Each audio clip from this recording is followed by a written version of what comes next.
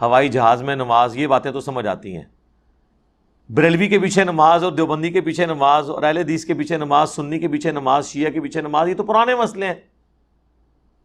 فتوے آج کیوں آ رہے ہیں؟ حالانکہ اس سے زیادہ گمراہ کن فرقے صحابہ کے دور میں موجود تھے. کوئی مجھے بتائیں کہ صحابہ کرام ایک دوسرے کے پیچھے نماز نہ پڑھتے ہوں یا ان فرقوں کے پیچھے نماز نہ پڑھتے ہوں. سنن کبری البیہقی میں موجود ہے، عبداللہ بن عمر خوارج کو سلام بھی کرتے تھے، ان کے سلام کا جواب بھی دیتے تھے، اور حی علی الصلاح حی علی الفلاح پہ بھی جواب دیتے تھے، یعنی نماز بھی پڑھتے تھے. جب لوگوں نے پوچھا، انہوں نے کہا جب تک ان کی مساجد سے حی علی الصلاح حی علی الفلاح کی آوازیں آتی رہیں گی ہم ان کے پیچھے نماز بھی پڑھیں گے، ہم ان کے سلام کا جواب بھی دیں گے. لیکن جب یہ ہمیں کہیں گے کہ ہم اپنے مسلمان بھائیوں کو قتل کریں تو ہم ان کا ساتھ نہیں دیں گے. اور معذرت کے ساتھ ہماری عوام جو ہے وہ قتل کرنے میں ساتھ دیتی ہے، نماز ایک دوسرے کے پیچھے نہیں پڑھتی. دیکھیں الٹ چل رہا ہے کام. ہمیں ان لوگوں کے فتووں کی ضرورت ہے. سب سے زیادہ خوارج کی وجہ سے تکلیفیں اٹھانی پڑیں مولا علی کو رضی اللہ تعالیٰ عنہ علیہ السلام.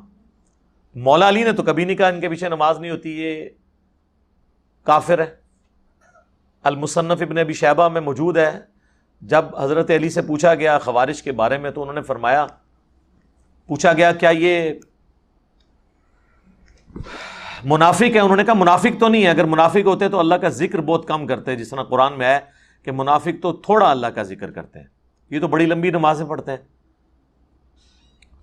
پوچھا گیا کافر ہیں؟ فرمایا کافر بھی نہیں ہے، یہ کفر ہی سے تو بھاگے ہیں، انہوں نے یہ سمجھا کہ میں کافر ہو گیا ہوں اس لیے مجھے چھوڑ گئے، تو کفر سے تو شدید نفرت کرتے ہیں. اب تین ہی کیٹیگریز ہو سکتی ہیں نا، یا کوئی منافق ہوگا یا کافر یا مسلمان. تو پوچھا گیا پھر یہ کیا ہے؟ تو کہا گیا کہ یہ ایک گروہ ہے جس نے ہم سے بغاوت کی ہے.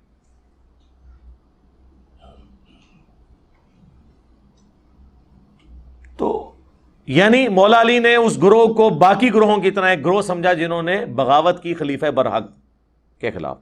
تو بغاوت صرف اہل نہروان اور خوارج نے تو نہیں کی، اہل صفین نے بھی بغاوت کی، اہل جمل نے بھی بغاوت کی. تو اسی کیٹیگری میں رکھا ہے. اور آپ کو مزے کی بات بتاؤں، سنن نسائی الکبریٰ کے اندر حدیث موجود ہے، المستدرک للحاکم کے اندر موجود ہے، مسند امام احمد میں موجود ہے کہ اللہ کے محبوب صلی اللہ علیہ وآلہ وسلم ایک دفعہ اپنی زوجہ محترمہ کے گھر سے نکلے اور آپ کی جوتی راستے میں ٹوٹ گئی، تو آپ نے وہ اپنی جوتی اتار کے مولا علی کو دی گانٹھنے کے لیے. تو سیدنا علی وہیں پہ بیٹھ کے اس جوتی کو گانٹھنا شروع کر دیا. نبی علیہ السلام تھوڑی دیر تو چلے، پھر آپ سائڈ پہ رک گئے سیدنا علی کے انتظار کے لیے، اور پھر حضرت علی کی غیر موجودگی کو غنیمت سمجھتے ہوئے نبی علیہ السلام نے اپنے باقی اصحاب سے کہا کہ دیکھو اللہ تعالیٰ نے مجھے نبی بنا کر مبعوث کیا، ایز اے لاسٹ ریزارٹ مجبوراً مجھے اپنے قبیلے کے لوگوں کے خلاف ان کے کفر کی وجہ سے تلوار اٹھانی پڑی، قرآن کی تفسیر کی خاطر کافروں کے خلاف مجھے تلوار اٹھانی پڑی. لیکن تم میں ایک ایسا شخص ہے جسے قرآن کی تعبیر کی خاطر مسلمانوں کے خلاف تلوار اٹھانا پڑے گی. اب یہ بہت بڑی بات تھی، وہ کام جو نبی علیہ السلام نے نہیں کیا، یعنی مسلمان کے خلاف تلوار اٹھانا، لیکن آن دا بہاف آف پرافٹ حضور کے بعد وہ کام کسی اور نے کرنا تھا. تو سیدنا ابو بکر نے کہا یا رسول اللہ کیا وہ شخص میں ہوں گا؟ آپ نے فرمایا لا. نبی علیہ السلام کی مبارک زندگی میں یہ لفظ زبان پہ آتا ہی نہیں تھا، لا، نہ آپ کی زبان پہ ہے ہی نہیں تھی، اس اعتبار سے کہ کوئی شخص آپ سے مانگے اور آپ اس کو انکار کر دیں، اس لیے اب لا کا لفظ استعمال ہی نہیں کرتے تھے.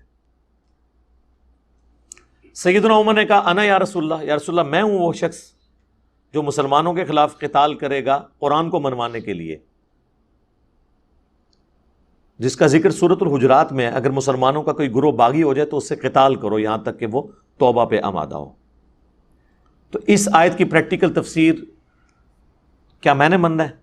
تو سیدنا عمر کے سوال پہ نبی علیہ السلام نے فرمایا لا، نہیں، بلکہ وہ شخص ہے جو میری جوتیاں گانٹھ رہا ہے۔ تو صحابہ کرام دوڑے مولا علی کی طرف اور انہیں جا کے بتایا کہ اتنی بڑی بشارت آپ کے لیے کہ آپ نے نبی علیہ السلام کے بہاف پہ مسلمانوں کے خلاف تلوار اٹھانی ہے، ان کا قبلہ درست کرنے کے لیے، جس طرح نبی علیہ السلام نے ایز اے لاسٹ ریزارٹ کافروں کے خلاف تلوار اٹھائی۔ تو سیدنا علی مسکرا پڑے۔ صحابہ کہتے ہیں ہم سمجھ گئے کہ حضرت علی کو یہ بات پہلے سے معلوم تھی، آپ کا جو فیس ایکسپریشن تھا وہ یہ بتا رہا تھا کہ آپ کو یہ بات پہلے سے معلوم تھی۔ اب یہ حدیث ان کے گلے کا کانٹا ہے، کن کا؟ جو کہتے ہیں ایک دوسرے کے پیچھے نماز نہیں ہوتی۔ کیونکہ جب ہم کہتے ہیں نا خوارج کی بات کرتے ہیں نا ان سے، تو کہتے ہیں نہیں خوارج تو کافر ہیں، ان کی مثالیں نہ آپ دیں، ان کو تو کہتے ہی خارجی ہیں۔ لیکن جب یہ حدیث آتی ہے اور ہم کہتے ہیں یہ سیدنا علی نے کن مسلمانوں کے خلاف تلوار اٹھائی؟ جنگ جمل والوں کے خلاف، بلکہ مجبوراً اٹھائی تلوار تو انہوں نے اٹھا لی تھی۔ ظاہر ریٹ آف دی گورنمنٹ کو چیلنج کیا تو پھر ریٹ آف دا گورنمنٹ تو اسٹیبلش کرنی تھی سیدنا علی نے، اسی وجہ سے مجبوراً ان کو اپنا دارالخلافہ کوفے شفٹ کرنا پڑا مدینہ شریف سے، کیونکہ سیدہ عائشہ، سیدنا طلحہ، زبیر رضی اللہ عنہم اجمعین، ہم تو ان کے لیے احترام رکھتے ہیں الحمدللہ، دنیا اور آخرت میں اللہ کے مقرب لوگوں میں سے ہیں وہ، ان کی غلطیوں پر ان کی نیکیاں بھاری ہیں الحمدللہ۔ تو اب ریٹ آف دا گورنمنٹ کے لیے بجائے دھرنا جو ہے وہ مدینہ شریف میں آ کے دینے کے، جہاں پہ خلیفۃ المسلمین بیٹھے تھے، انہوں نے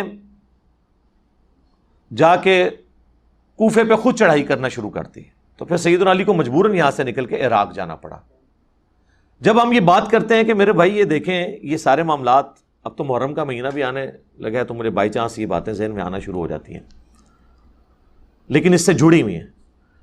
ہم کہتے ہیں مسلمانوں کے خلاف جو تلوار اٹھائی نا، اس سے مراد پھر جنگ جمل والے اور جنگ صفین والے لوگ ہیں، کیونکہ مسلمان تو حضرت عائشہ، طلحہ، زبیر رضی اللہ عنہم اجمعین اہل جمل، اور اہل صفین میں حضرت معاویہ، حضرت عمر بن عاص اور حضرت مغیرہ ابن شعبہ رضی اللہ عنہم اجمعین، یہ ہیں۔ وہ کہتے ہیں نہیں نہیں نہیں، یہ مراد نہیں ہے، ان سے مراد خوارج ہیں، کیونکہ حضور نے فرمایا تھا مسلمانوں کے خلاف حضرت علی کو تلوار اٹھانی پڑے گی۔ تو یہ جو آپس کی ان کی جنگیں نا، ان میں ہمیں خاموش رہنا چاہیے۔ یہ حضرت علی نے ان کے خلاف جو تلوار اٹھائی نا، اس مسئلے کو ڈسکس نہ کریں۔ یہ جو حضور نے کہا تھا نا کہ نبی علیہ السلام کی ڈیوٹی پوری کریں گے حضرت علی، اب یہاں ماننا پڑ جائے کہ حضرت علی نے جنگ صفین اور جمل رسول اللہ کی ڈیوٹی پوری کی ہے، تو پھر ان کی پوری ناسبیت دھڑام سے نیچے آ جاتی ہے۔ تو پھر وہاں کہتے ہیں نہیں نہیں، یہ جو کہا گیا نا مسلمانوں کے خلاف تلوار اٹھانی پڑے گی، اس سے مراد خارجی ہیں۔ تو سر پھر خوارج کو آپ نے مسلمان مان لیا۔ اگر خارجی مسلمان ہے تو بریلوی، دیوبندی، اہل حدیث، شیعہ کیوں نہیں مسلمان؟ حالانکہ خارجی جو ہیں وہ صحابہ کو کافر کہتے تھے۔ تو آج اگر کوئی کہتا ہے جی فلاں کافر فلاں کافر، اس کی بنیاد پہ آپ اسے کافر نہیں کہیں گے، لیکن اس کی اصلاح ضرور کریں گے کہ اس کی وجہ سے کفر دون الکفر تو ہو جائے گا نا، یعنی کفر لوٹ آتا ہے جو بندہ ناحق کسی کو کافر کہتا ہے، لیکن اس کے پیچھے بھی پھر پوری وہ ایک شرائط ہے، ایک معاملہ لاتا ہے۔ تو میں نے آپ کو بتایا کہ صحابہ کرام میں اتنی ٹالرنس تھی۔ سیدنا عثمان کو دیکھیں، صحیح بخاری میں اوپر تلے دو حدیث ہیں 694 اور 695، اس پہ باب باندھا امام بخاری نے بدعتی اور باغی کے پیچھے نماز پڑھنے کا حکم، یعنی بدعتی ہو باغی ہو اس کے پیچھے آپ نماز پڑھیں گے۔ اور پہلی حدیث لے کے حضرت ابو ہریرہ سے کہ وہ کہتے ہیں کہ نبی علیہ السلام نے فرمایا کہ ایک وقت آئے گا کہ ایسے امام تم پر مسلط ہوں گے جو تمہیں غلط نمازیں پڑھائیں گے۔ تو حضرت ابو ہریرہ نے کہا یا رسول اللہ میں کیا کروں؟ فرمایا ان کے پیچھے نماز پڑھ لینا، ان کی غلطی کا وبال انہی پہ ہوگا۔ یعنی اگر کوئی امام رفع الیدین نہیں کرتا تو اس کی غلطی کا وبال اس پہ، آپ اس کے پیچھے نماز پڑھ لیں۔ آج کے دور میں تو ہم یہ بات کریں گے۔ ویسے تو حنفی آپ کو کہتے ہیں جناب کہ جی جب امام حنفی ہو تو آپ پیچھے رفع الیدین چھوڑ دیا کریں، امام کی پیروی کریں۔ ہم کہتے ہیں ٹھیک ہے، پھر قائم رہنا ہے اپنے وضو کو، اب توڑنا نہیں ہے۔ تو تم حج کی ٹریننگ کے دوران حنفی پبلک کو یہ بتاتے ہوگے کہ امام کعبہ رفع الیدین کرتا ہے، امام کی پیروی کرنی چاہیے، لہٰذا سارے بریلوی دیوبندی جب حج عمرے کے لیے جائیں تو رفع الیدین سے نماز پڑھیں. ہیں اگو پریشان ہو جاتے ہیں. انہوں نے سوچ ہی نہیں ہوتا کہ اتنا برا وقت آنا سی ساڈے تے کہ ایسی شے نہ تے مسلط ہونی سی جس نے ٹرنز دا ٹیبل اوور کرنا تھا، انہی کے اصول اور مبادی پہ ان سے سوال کرنا تھا. جب آپ ہمیں مشورہ دے رہے ہیں کہ ہم بغیر رفع الیدین کے آپ کے اماموں کے پیچھے نماز پڑھیں، تو آپ بھی اپنی حج ٹریننگ کی کتابوں میں ان سیشنز کے اندر لکھیں نا کہ آپ نے امام کعبہ کے پیچھے رفع الیدین کے ساتھ جا کے نماز پڑھنی ہے، امام کی پیروی کرنی چاہیے.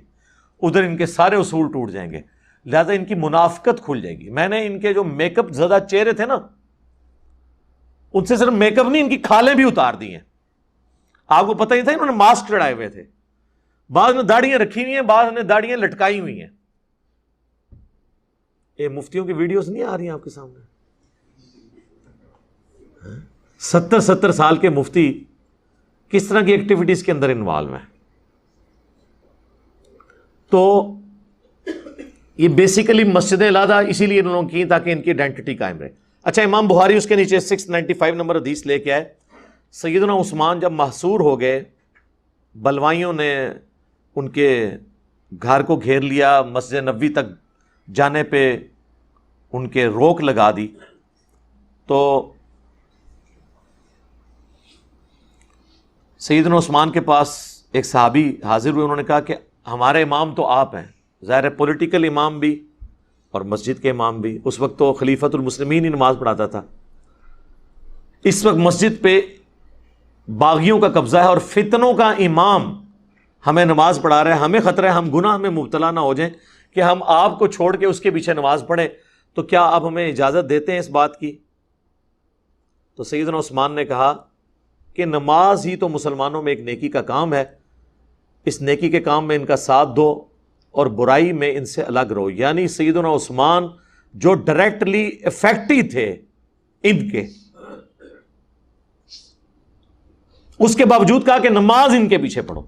آپ دیکھ لیں حضرت عثمان کی سنت پہ اس وقت میں عمل کر رہا ہوں خود بھی، بلکہ ایک سٹیپ آگے چلا گیا ہوں اس حوالے سے کہ حضرت عثمان کو تو وہ نکلنے نہیں دیتے تھے. حضرت عثمان نے تو اپنے ساتھیوں کو کہا نا کہ ان کے پیچھے نمازیں پڑھو، اور میں تو خود ان کے پیچھے جا کے نمازیں پڑھتا ہوں جو میرے خلاف جمعے پڑھا کے مجھے مرتد، ملحد، پتہ نہیں کیا کیا لفظ نہیں بول دیتے. تو حوصلہ آپ دیکھ لیں. تو ہم اصل میں عثمانی ہم ہیں، ہم ہی صدیقی ہیں، ہم ہی فاروقی ہیں، ہم ہی عثمانی ہیں، اور ہم ہی علوی ہیں الحمدللہ، اور ہم ہی محمدی ہیں صلی اللہ علیہ وآلہ وسلم. صلاۃ بر محمد وآل محمد، اللہم صلی علی محمد وعلی آل محمد. تو اس پہ امام بخاری نے 695 نمبر حدیث اور 694 کے اوپر باب باندھا ہے کہ باغی اور بدعتی کے پیچھے نماز پڑھنے کا حکم ہے.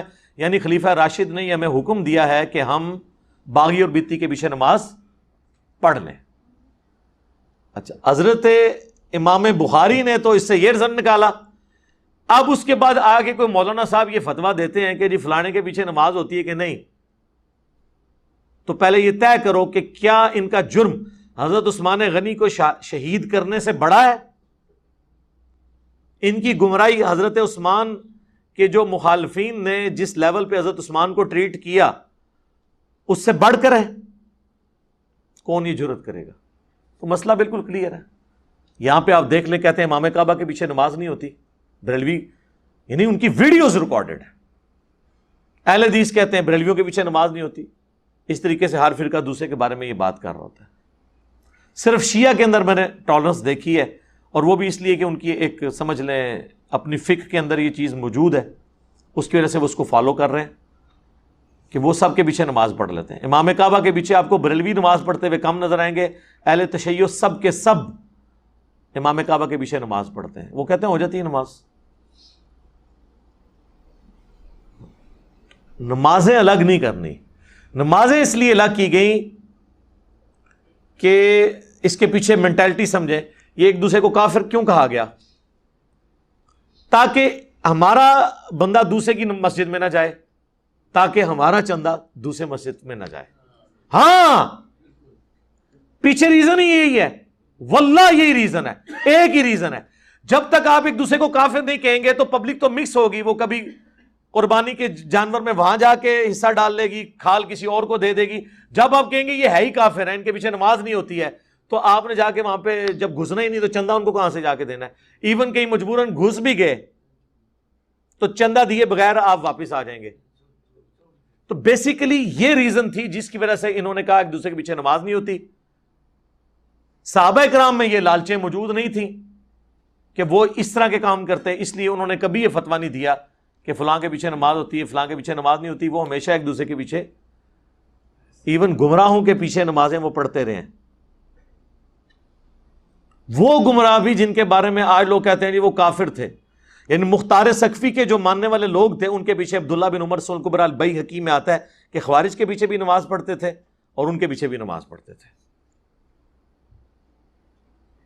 ایون وہ حکمران جنہوں نے مال غنیمت میں خورد برد کیا، ان کے پاس زکاتیں بھی اپنی جمع کرواتے تھے، بھئی ہم تو بری ذمہ ہو گئے ہیں، اب جو غلطی ہے وہ ان کا وبال انہی پہ ہوگا۔